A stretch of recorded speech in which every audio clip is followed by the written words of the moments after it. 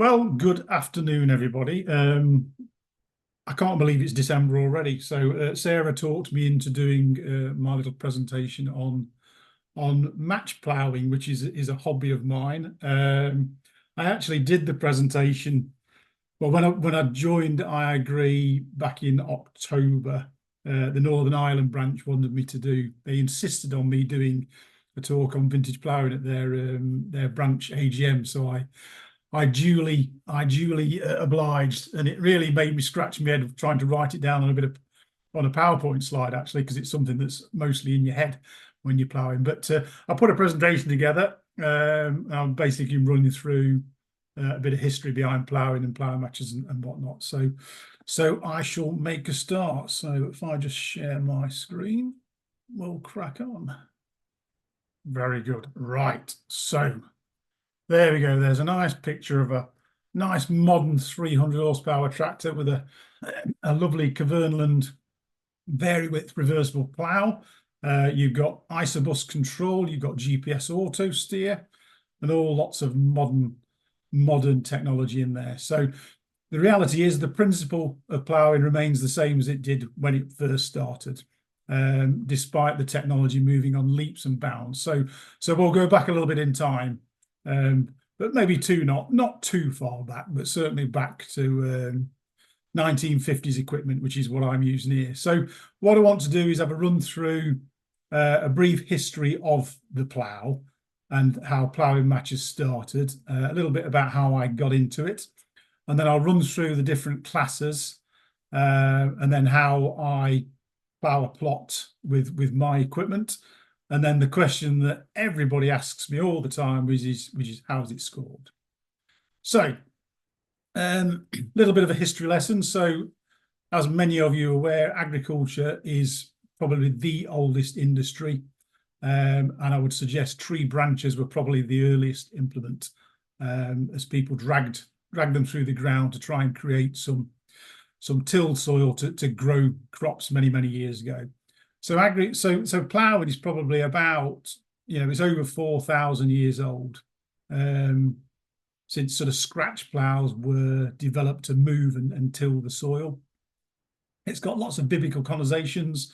Moving the soil is actually mentioned in the Bible, and ploughing in many hymns that people sing, and also you get occasions like blessing of the plough and all sorts of things that go on around the country.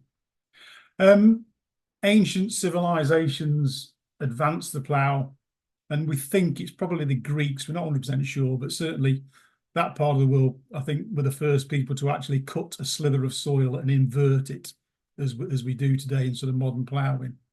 And of course, that inversion killed the weeds, aerated the soil, and conserved the moisture, exactly the same as it does doing it today, albeit in a slightly different way that many years ago they were ploughing very shallow, 4 or 5 inches deep compared to today. So it's more akin to what we'd call min-till today, the ploughing that was done years ago. So in the sort of 1600s, you've got the likes of the Dutch, the English, the Scots, all improving the design of the plough. And then along came a chap in 1730, Joseph Falamby, and he patented what was called the Rotherham swing plough, which is this plough you can see here. So this plough had no depth wheel, it had steel, share and coulters, and it was an efficient and light implement to pull behind oxes and horses and whatnot. And then in the 1700s, a Scottish chap from Berwick, a chap named John Small, started to apply maths and science to the shape of the moldboard, and he experimented with different moldboard curvatures and patterns, and he produced a universal cast iron shape that would turn the soil more efficiently with less force and wear and strain on the horse and the ploughman. And that became known as the the Scots plough.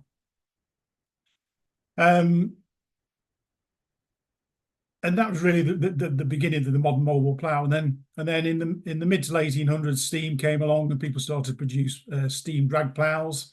And then you've got the 1900s, in the early part of the 1900s, where tractors started to appear on the scene. and replace horses. And then along came a little Irish chap in the 40s and completely turned everything on its head and revolutionised implement attachment with his 3-point linkage system, and mounted big ploughs became the norm from sort of the 1950s onwards. And then really since the 50s, there's been, you know, significant developments in ploughs. You've got reversible ploughs coming on board. You've got vary width systems. You've got strike protection and larger multi-furrow machines with automatic control, like the modern picture I showed you at the start. So if we then look at ploughing matches, well, you know, why did they start? Well, ploughing was a key skill for farm labour, and they were generally paid more money than other labourers because it was a skilled job that they were doing. And, you know, wealthy landowners like to brag, you know, my chap's better than your chap. And they pitched farm labourers against each other to prove it, you know, who could plough the straightest, who could make the neatest job, and so forth. And back then at the big matches, there was significant prize money offer. You know, you could win a week's wages at some of the top matches. So if you imagine that in today's money, you know, what's a farm labourer paid, you know, 300, 400, 500 quid a week. So it was big money back then. The earliest matches were around about the 1800s, and some of the oldest societies are now celebrating sort of over 180 years old. So, you know, they've been around a long time. And the UK is made up of loads of different little district ploughing societies and clubs. We have national, European and world matches each year, obviously at various parts of the country. So it is, you know, really popular around the world. So how did I get into it? Well, you know, I grew up on a farm, grew up around tractors, you know, and I always had a passion for the sort of old tractors as a kid. My granddad bought me a little grey Fergie when I was about 10 years old, and that really gave me the bug, which I've never shook off since. And, you know, I was fascinated by Harry Ferguson and the Ferguson tractor. And if anybody want a good book to read, get hold of a copy of that and you'll realise what a genius that bloke actually was. You know, he raced cars, he built cars, he built and flew his own aeroplane, obviously designed tractors, and also had a lot to do with cars and four-wheel drive systems. So modern four-wheel drive systems on cars go back to what Harry Ferguson created, which was the Ferguson formula, which was used on the Jensen Interceptor back in the day. So a really, really clever guy. So ploughing matches, my uncle competed in the high cut class. Now, there's not a picture of my uncle. I couldn't find a picture of him. So this is somebody else. It's a well-known person on the scene, but he did this high cut style of ploughing, which is sometimes called oat seed furrow, which is like little V furrows where you broadcast your oats and they dropped in these little grooves, and then you dragged a set of harrows over it, and that's your seed sowed at the right width and the right depth. So quite a clever system back in the day, and it's a real art form when you see it done in matches. Really nice style. So I used to go around the matches with him as a kid, and that really got me into it. I like rallies, you know, lines ups of shiny stuff, but you know, at the end of the day, tractors are built to work, and that's why I go to ploughing matches with them, because you can use them for what they were designed for. So I had a go in my local match when I was about 12 or 13, and really enjoyed it. And then I started doing regular matches in about sort of mid-90s. I really started to get into it a bit more, and I do about 20 matches a year. So ploughing classes, there's an array of different classes. So you can do horse ploughing, general purpose ploughing, and also the high cut style, which I showed you a picture of before. You've got modern tractors, both with reversible and conventional ploughs. You've got classic tractors, which were built between 59 and 76, so before pre-Q cab type tractors. And that can be conventional or reversible ploughs. You've got then vintage tractors, which are older than 1959, and you can have conventional and trailed ploughs on those. You've got garden and horticultural tractors. You've got crawler tractors and trail ploughs. There's young farmers classes, novice classes, beginners classes, and all sorts of things. And the UK matches run from sort of late August to sort of Christmas time. and then you do a few in the spring from March through to April. And the matches are generally run by the tractor clubs and the agricultural societies around the UK. And as I said before, there's worldwide participation, national, European and worldwide events. So in the UK or in Britain, we have the Society of Ploughmen that run the British Championships, and they also manage the English team for the European and world matches. So there's also a Scottish and a Welsh and an Irish society as well. So different types of classes. You've got modern reversible classes. So any age tractor and plough, standard commercial equipment straight off the farm, and they're generally 3 furrows and upwards. So years ago, plough developments came from match ploughing, and plough companies commercialised plough modifications to obviously further their business, and they used the top ploughman in the day to sort of demonstrate their equipment. So these days, modern tech has taken over. Plough makers do their own test and simulation work, although companies like Georgian are still very much involved in match ploughing and their ploughs do dominate a lot of the modern competitions. You've then got what we call European style reversible. So this is any aged tractor, generally 2 furrow, quite highly modified. So you've got hydraulic control of lots of different features on there. You've got hydraulic control of the depth, the furrow width, the fore and aft adjustment, the pitch on the plough, the lateral adjustment side to side, and also kickback. And what I mean by kickback is this. You can see here where it's actually for strike protection. So on a modern plough, you'll have strike protection where the furrow can kick up.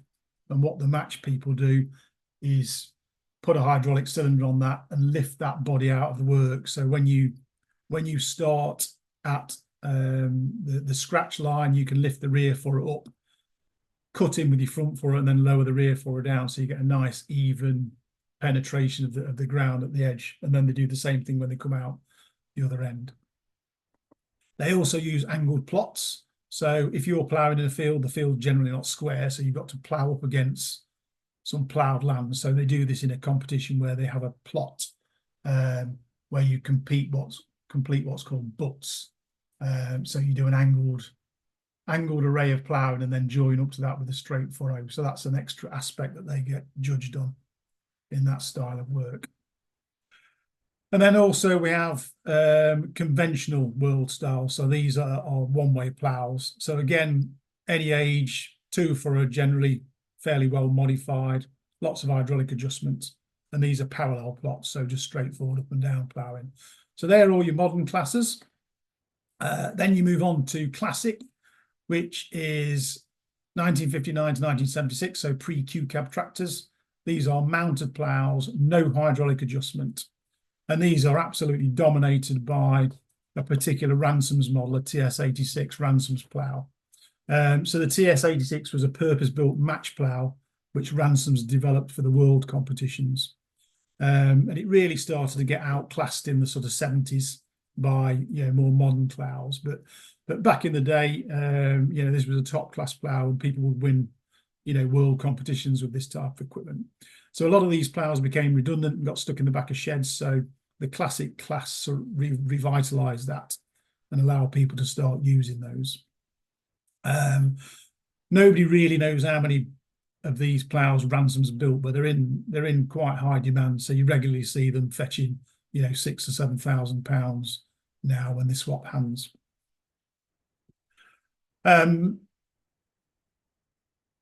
It's the other class with the classic, with that age of equipment, the reversible classes started to become quite popular. So you can imagine all these ploughs have been redundant in the backs of sheds for years. So it's a nice way to sort of get them out working again. So that's now a popular class. So people are using things like Massey 135s and Ford 4000s and that sort of age tractor.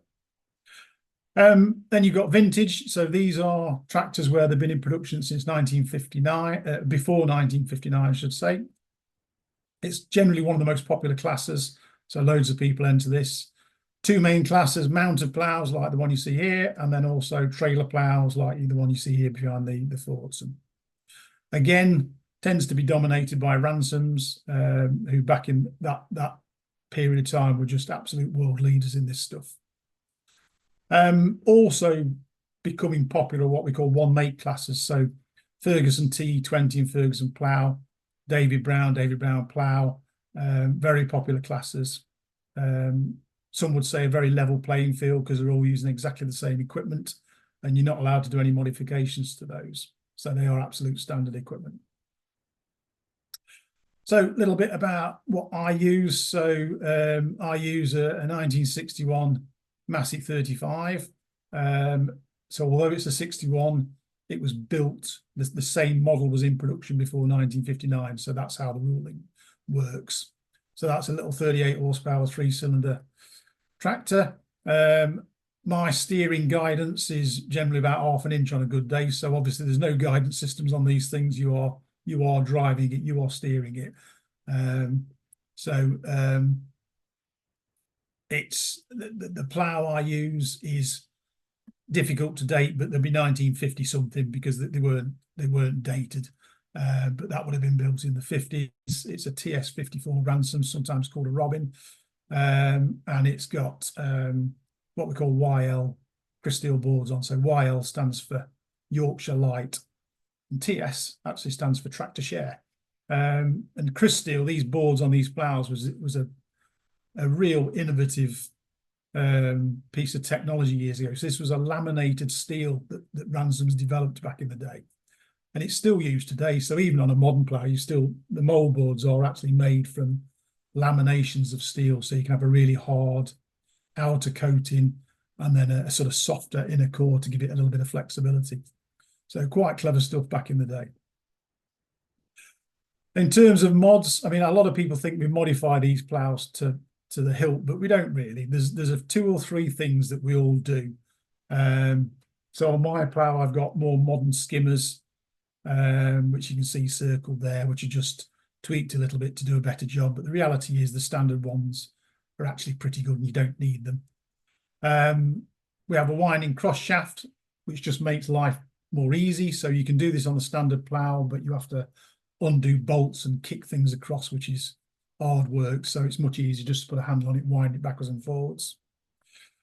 We also use what's called a quick entry top link. So this is a collapsible top link. You pull a lever and it collapses, which allows the plough to dive into the ground. So these were available from ransoms back in the 60s. So people sort of make versions of those because obviously you can't buy them anymore. But you'd hardly call it a modification because it was sort of available back then.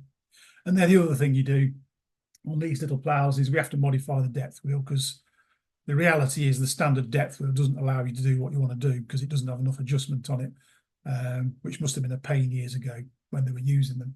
So we modify it slightly just to get some more adjustment. And then obviously we need some transport. So you can see there I've got a flatbed, a Vico, which I ferry the tractor around to the different competitions. So just moving on to, how you actually plough a plot. So the plots are marked out in the field in rectangles. So generally around 60 meters long by about 12 meters wide for the vintage classes. And you generally get 4 hours, sometimes 5 hours to complete that. So you can see them, set out down the field there in rows, all very accurately marked out. So your plot number will be marked out accurately against your competitors. So hopefully there's no need to start measuring things. What we do is we stick up some ranging poles across the field and get it sighted out nice and straight. So you'll use 3 poles and you'll drive through those poles for your first run and try and get that as absolutely straight as you can. So we do what's called an opening split initially, which is basically the way I do it with my plough is I adjust the plough for the first run. So only the rear part of the plough is in work. And I basically cut a 2 to 3 inches deep slither straight across the field as straight as I can, as you can see in that picture there. Then I turn around and come back the other way. And this time I use both furrows 4 or 5 inches deep and turn to the opposite way. So you can see there That's the first one. Obviously, it's a different picture, but that's the first one, and then there's the two. And that's what we call the opening split. And then we wait, and that's judged, because obviously once we start ploughing, that gets covered up. So there's 20 points available for that, and the judges will come up and down and judge those. And then we move on to the next part of it, which is the start. Now, depending on where you live in the country, it's got different names. So it's called a crown, a cop, a rig, a ridge. And if you go into Scotland and Wales, they've got other names for them as well. So what we do then is, with the rear body only, I adjust the plough and basically run down and turn pretty much one of the furrows I turned out back into the middle, as you can see there in the picture. So I slither down the middle, and then I adjust the plough again. This time, both bodies will plough 2 full furrows into the middle, and the right-hand tractor wheel then squashes that slither there that I've just put down. And the goal is basically, well, on the third one, then you do 2 more furrows up against that. And the goal is basically to get your 2 furrows either side matching up. So if you can see where my pointer is there, that's the centre. And you've got 2 there and 2 there turned against each other. And the idea is to get them all nice and level and neat, so they all look the same. Obviously, the one set leaning from one side and one leaning from the other side. And there's about 30% of your total marks available in those first few runs. So it's really important that you get that right. And this is where a lot of people go wrong, is they don't do a good enough job of that. And there's too many points at stake. So you've really got to do a good job of that. And obviously that's visible as well. So people will look at that all day long. So that's what we call the start. And then we move on to what we call the gathering. So once that crown or start or rig or whatever you want to call it is complete, we do basically 6 furrows either side. So you end up with 12 furrows around your start. So you can see there where my cursor is. You count the furrows: 1, 2, 3, 4, 5, 6 on one side, and then 6 on the other. And that's the rest of my ploughing. So you go round and round and round 3 times and produce your 12 furrows. Once you've done that, you then join your neighbour's plot. So at that point, you can see there on that picture, you're going to go and join the next person's plot. So that's your first, or really your last opportunity to get everything really straight and correct. So those first 2 runs on your neighbour's side are not judged. So your neighbour might be a mile out with a big bend in it, but you've got to deal with that. So those first 2 runs that you put down that person's ploughing, you can basically, take nothing at one end and 2 big furrows at the other. You can straighten it, you can do whatever you want, but that's your opportunity then to get things nice and straight and parallel.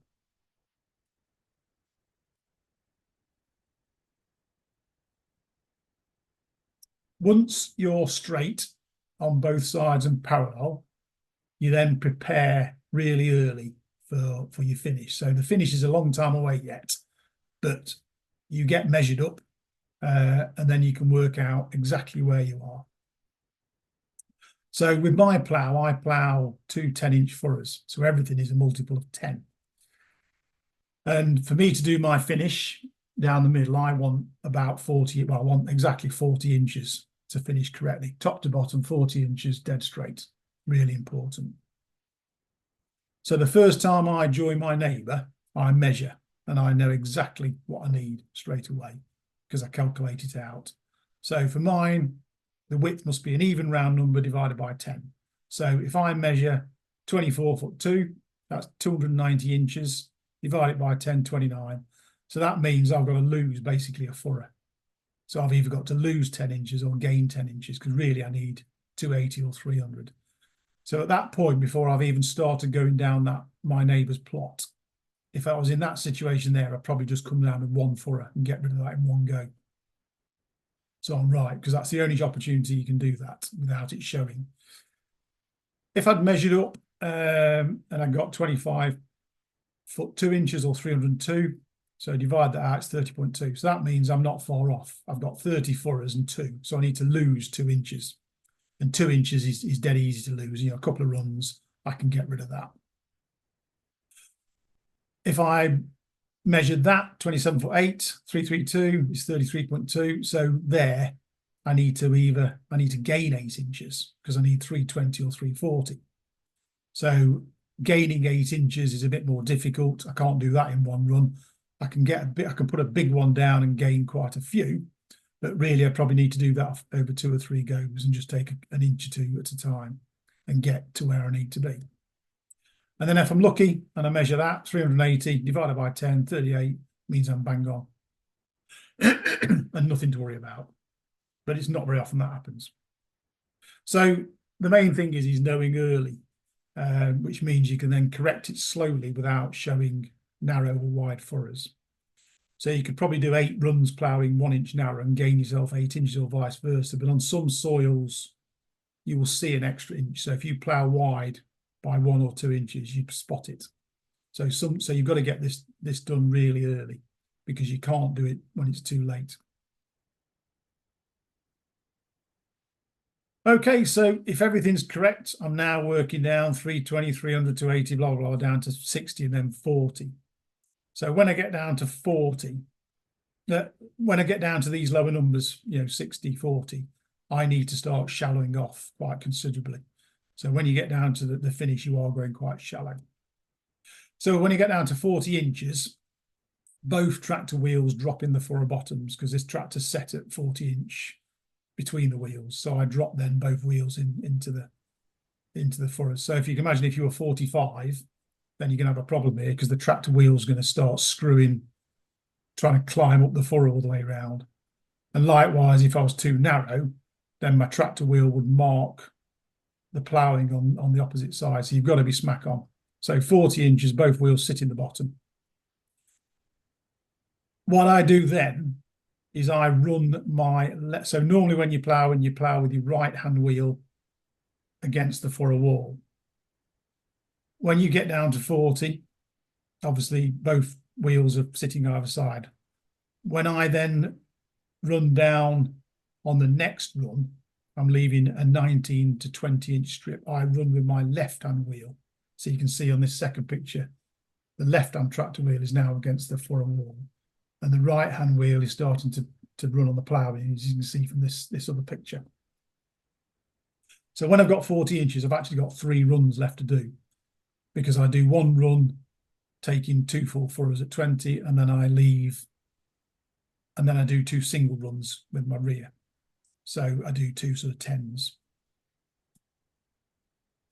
The really important thing when you're down to this last run, especially when you get to the point where your tractor wheels are on the ploughing, is that you need to make sure you're going the right direction here.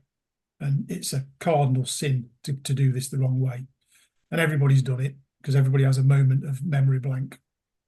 But you only do it once. So when you do your last run, your finish, you always turn the furrows towards your start.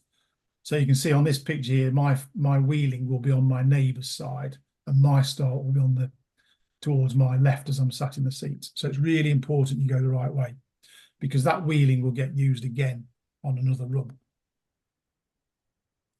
So what I do now is I take 1 10-inch furrow, about 4 inches deep, and the right-hand wheels are running on the ploughing, as you saw. And I aim for about 9 inches, a 9-inch strip. So that strip there will be about 9 inches. You certainly don't want any more than 10. Ideally, it wants to be a little bit left. So I leave that strip. And for the finish, what happens then is when I run back the other way, my tractor wheel runs down there again where it's just run. My front furrow takes that slither of stubble there, and then the rear furrow takes soil from this shallow furrow. That's what we call an earth or a soil furrow. So there's no stubble there. And the idea is basically that those 3 furrows all gradually go down in size. And it needs to be nice and straight, clean, no trash in the bottom, 1 wheeling. And again, you've got about 25% of your marks are associated with the finish. So if you recall me saying 30% for your start, 25% you finish, this is why, you know, to do well in competitions, you've got to do a good start and a good finish, as well as the bit in the middle being right. And I think it's quite tricky to get all three right. So lots of people are good at making a nice job in the middle, but they don't make a good enough job with the start or the finish, and you can lose so many points with that. So that's what you should end up with. They're not perfect. I can pick faults with that, but that's what you're aiming for. So how's it scored? So this is the most common question that I get asked all the time, is how do you score it? How do people score it? And the reality is all the aspects you scored on are absolutely relevant to modern ploughing. The only one is the exception is the opening, because with reversible ploughs, you don't tend to do an opening these days. People don't bother doing that in fields. But I mean, strictly speaking, you should, because you want to make sure all the ground is ploughed. And that's the reason you did an opening. You open up the ground and then put it back in again, so it's all ploughed through. So really, that's the only one. But everything else that you do is absolutely relevant. So as I said, the opening is to ensure that all the ground is evenly ploughed. Straightness, well, you know, you want a horse to pull a plough around a bend, it's going to take a lot more energy than pulling it in a straight line. And that applies to tractors. You'll burn less diesel going in a straight line than you will going around a bend. So straightness is key. You want it to be level. You know, you want a nice, smooth, even surface for seedbed prep. You know, you don't want to be bouncing up and down over uneven furrows. You need the ploughing to be firm, so the furrows need to be packed. You don't want holes. You don't want weeds growing through. So firmness is a key thing. Trash, you know, you want the trash buried. You're killing the weeds. Less reliance on sprays, so that's absolutely relevant to modern times. You know, you don't want the rubbish on the surface. You want it underneath. Uniform furrows, you know, you want nice uniform ploughing to allow you to do an efficient, smooth seedbed prep. You want the ends neat, so where you're going to join up to your headlands, you want them nice and neat, so everything's ploughed. So you know you want neat ends. So again, it's relevant today. And also, you know, somewhere in the field you're going to have to do a final furrow. So you don't want that furrow to be a great big deep thing that then you bounce in and out when you're cultivating. You want it to be nice and shallow, and you want plenty of soil either side of it, so you can you know, fill it in when you start cultivating. So again, that's relevant. And also the general appearance, you know, at the end of the day, it's a skill. You should take pride in your work, and it's a professional part of the process. So appearance is a key thing. So, you know, in my mind, when I explain it to people, everything you're getting scored on is relevant to today. You know, there's a reason you do it, and as with any competition, you're taking something to the sort of nth degree.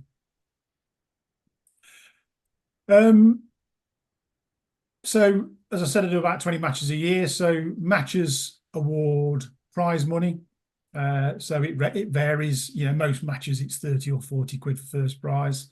There are the odd match where it's sort of 60, 70 quid. Generally lots of silverware gets handed out to the winners. Also, you get lots of special awards. So, you know, you'll get awards for the best restored tractor, or best ploughing under a certain age, best ploughing with a certain make of tractor, and then sort of individual awards for like the best finish and best on the field and things like that. So loads of awards. So at the end of the match, there's lots of clapping of hands and handing out things like that. I mentioned the British Championship, so that's a key one for us in the calendar through the year. So it's always held first weekend or so in October. It takes a lot to organise, because you basically need 250 acres to hold the competition. So there's usually around about 250 people competing in the different classes over the 2 days. So some matches, they need grass and stubble. For the British Championships, generally just on stubble, but for the World Championships, they need a grass day and a stubble day, which makes it more challenging. You obviously need areas for all the trade stands, so it's a bit like an agricultural show. So you'll have tractor dealerships there and trade stands selling all sorts of stuff. You also need overnight camping because it's run over a couple of days. So you can see you need quite a big area. So I've competed at the British Championship since about 2009. So for my class, you have to win a qualifying class to go forward to it. And then the sort of 25 qualifying people then go forward to the match. So it does take a bit to qualify to go to the match in the first place. So I've had a few seconds and thirds over the years, and then in 2021, I managed to win it when it was up near Scotland, so I was dead chuffed with that. And the person who wins in the vintage classes, so the vintage, the classic, you then get the opportunity to then go and plough in the European Championship. So when I did it, the European Championship was not too far away. It was in Northern Ireland, and I came second in that. So that was a nice time to sort of do that. What I need to do is try and win it again, just to make sure it wasn't a fluke. But I have had a few seconds and thirds over the years, so I don't tend to do too bad with it. And that, I think, is about it. I shall wish you all a Merry Christmas and best wishes for the new year.